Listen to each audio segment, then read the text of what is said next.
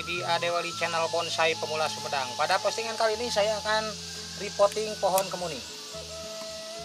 Sambil repotting saya akan sekalian review ya, ada permintaan review pohon kemuning. Mudah-mudahan bisa memuaskan Anda ya, bisa menambah referensi pengetahuan Anda tentang pohon kemuning Jepang. Di hadapan saya ini adalah pohon kemuning Jepang. Ini saya program dari mulai sebesar lidi ya. Ini dari kecil ya, dari buah. Saya program, saya ground, tetapi di bawahnya saya simpen dasar, jadi nggak terlalu gede-gede, padahal ini lebih dari 17 tahunan ya, udah sangat lama. Nah, setelah sekitar 15 tahun saya angkat di press ya, dipindah ke sini, dan ini udah 2 tahun dan kita akan repotting akar. Udah 2 tahun kemuning seperti ini udah mulai kuat ya, dan saya akan memberikan referensi kepada Anda. Tapi sebelumnya saya akan memberitahu kepada Anda sebetulnya sensor atau otak atau pusat perintah dari pohon atau tumbuhan itu di mana, bro? Khususnya tanaman bonsai atau pohon-pohon keras. Seperti kita ya manusia, kita punya sensor yang diperintahkan oleh otak. Kita melalui mata, melalui telinga, melalui kulit, seperti itu. Pohon ini cuman punya 2 sensor utama, bro. Yang pertama akar, yang kedua kulit. Ya, kulit pohon. Jadi akar adalah sumber utama perintah dari segala aktivitas dia, untuk menjatuhkan daun, untuk bereproduksi, untuk berkembang besar seperti itu, untuk mewarnai dunia ini. Dia itu segala pusat perintahnya itu di akar, bro. Nah, yang kedua di kulit. Jadi maksudnya seperti ini, akar akan terstimulan ketika ada kulit yang terluka ya, atau dahan yang terpotong. Dia akan betul-betul memusatkan nutrisinya kepada dahan yang terpotong untuk menutup, untuk memberi kambium lebih banyak, untuk memberi nutrisi lebih banyak, semacam pertahanan tubuh untuk menghindari penguapan. Seperti itu, akar itu seperti itu. Makanya kalau misalkan kita potong ada bengkak-bengkak seperti ini karena dia hipernutrisi ya, terlalu banyak nutrisi atau banyak nutrisi yang diberikan kepada kulit yang terpotong gitu, yang terbuka seperti itu. Nah, itu akar itu memang betul-betul multifungsi ya. Selain dia memberikan nutrisi, dia juga itu sumber perintah. Ketika dia hujan, ketika dia lembab, dia akan secepatnya memberi nutrisi kepada daun, dan daun akan terstimulan dengan reproduksi seperti itu. Reproduksi baik trubus baru, baik buah, baik bunga gitu. Nah, sekarang para pebonsai, kita akan ngobrol para pebonsai. Untuk memberikan pola dahan, pola ranting, ruas-ruasnya itu harus pendek. Karena pusat utama dari pohon ini adalah akar, berarti kita harus bermain di akar. Ya. Ketika pohon ini kita los, kita bebaskan, kita sprint akar, nah ini ruas-ruas ini akan panjang. Tetapi kalau kita mempersempit ruang gerak akar, ruas-ruas ini pun akan memendek. Jadi kita akan sangat mudah membentuk bonsai ya ketika ruas-ruas dahannya pendek. Jadi pola bonsai yang kita bentuk akan semakin mudah. Makanya untuk pembentukan badan, pembentukan otot, pembentukan penirusan, kita bebaskan aja pohon.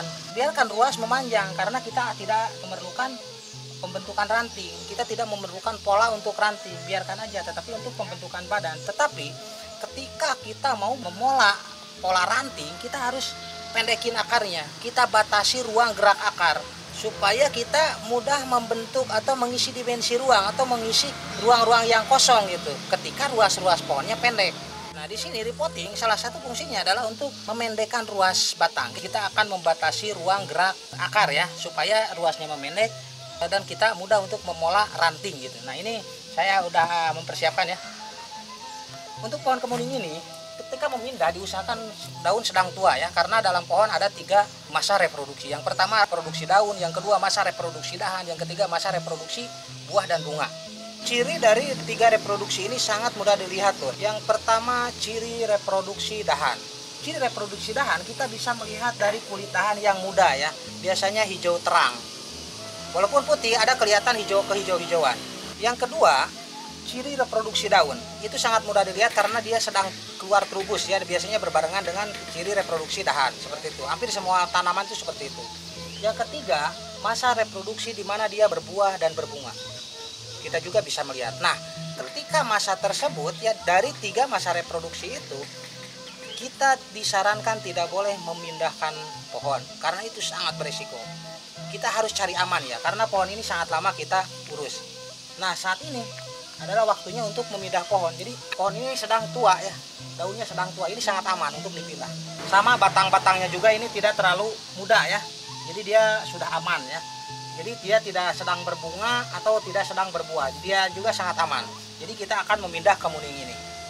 Oke, kita akan langsung memindahnya ya. Untuk memendekkan ruas ranting dengan membatasi ruang gerak akar.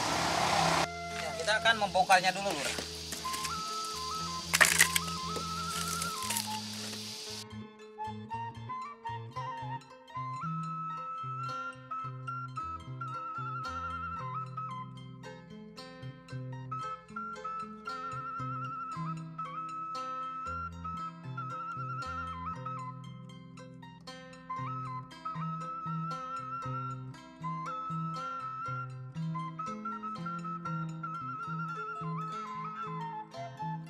Nah, oke bro, nih udah 2 tahun ya bekas buletan saya ngangkat nih masih seperti ini nih, masih kelihatan ya. Jadi untuk mengangkat kemuning ini cara yang paling aman itu tanahnya itu diambil semua. Nah, adapun nanti untuk program akar udah kuat seperti ini dan bukan di masa reproduksi begitu ya. Kita akan lanjutkan bro.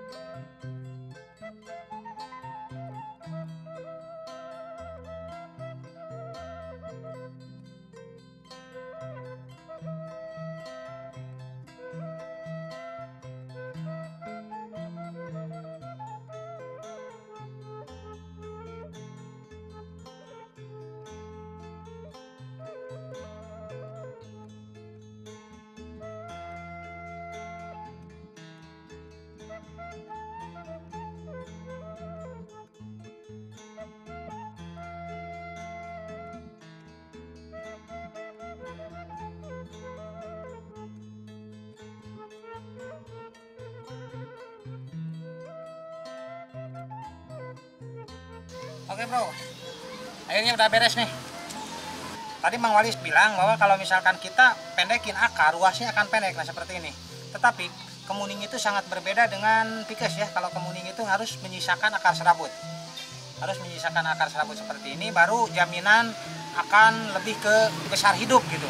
Ya, jadi menyisakan akar serabut seperti ini. Dan biasakan ya kita mengganjal ini ya di bawahnya supaya nanti kalau misalkan pindah pot dia udah terlatih, jadi dia nggak stres seperti ini. Jadi akar-akar biasanya ada yang numpang-numpang kayak gitu. Pola akar ini harus betul-betul diperhatikan. Usahakan yang numpang-numpang ambil aja satu, jangan sampai ada yang numpang banyak ya. Di kemuning biasanya banyak yang numpang, itu sangat berpengaruh akan pola ranting ke depannya seperti itu. Kita akan menanamnya ya, kita ganjal, kasih aja lah tanah sedikit begini. Kita ganjal seperti ini aja ya. Ini.